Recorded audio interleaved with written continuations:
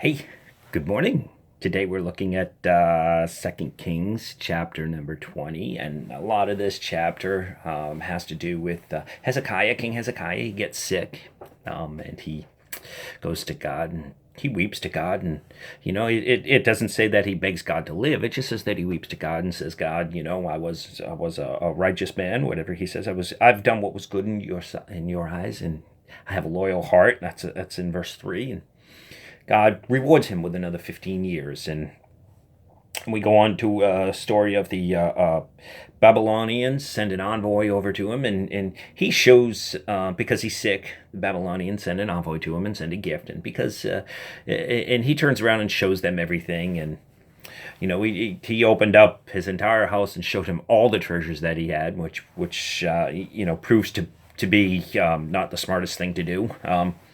But then it goes on and talks about his death, and it got me thinking. Even a conversation that I had with my wife last night. As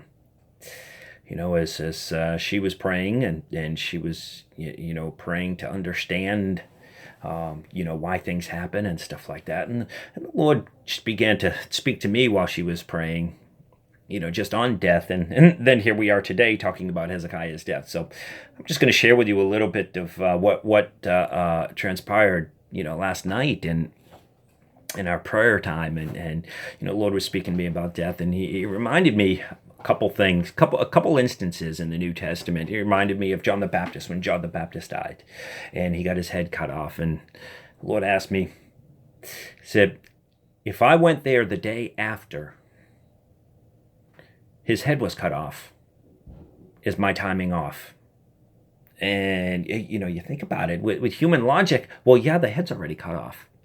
Your timing isn't right. But then we need to remember that God's timing is always perfect.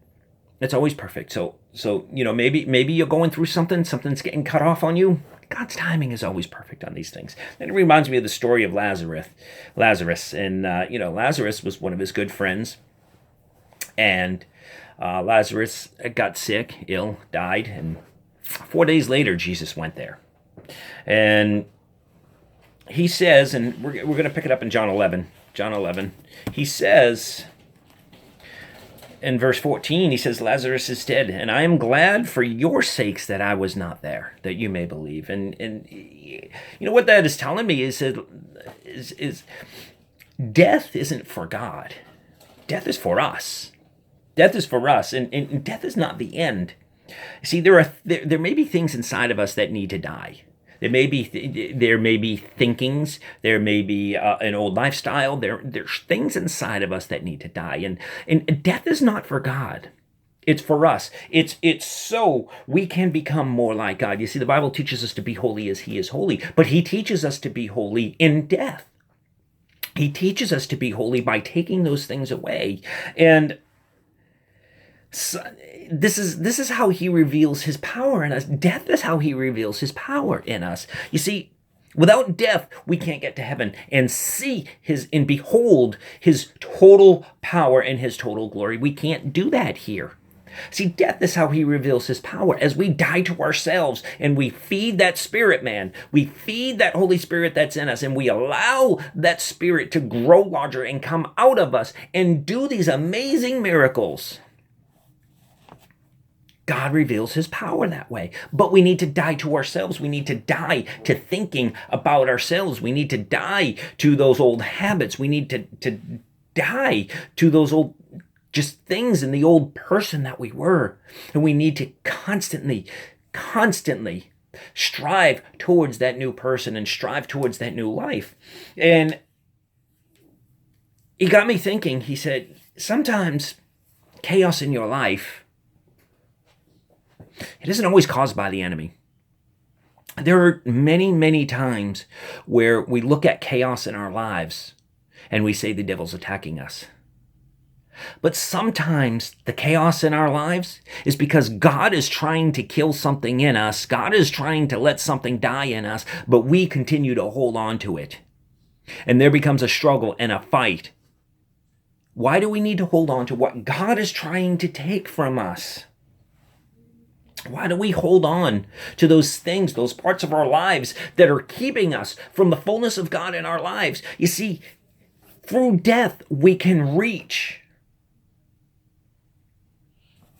We can reach the fullness that God has for our lives.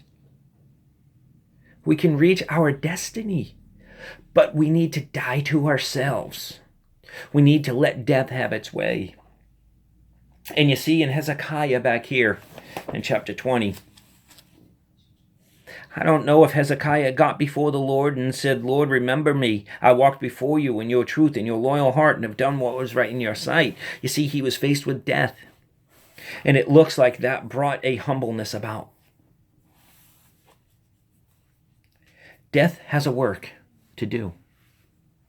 Whether it's a physical death, whether it's death of habits, death of thinking, whatever it is, death has a work to do. And sometimes God uses methods that we don't understand. I don't understand, why would you send your only son to die on a cross for people who hated you? I don't understand that logic, but he did it. And I'm grateful he did. And I don't understand all of God's logic and how he does and why he does the things he does. Someday it'll all make sense. But he never asks us to understand everything. He just asks us to trust him. Do you? Let things die. Have a super day. I love you all.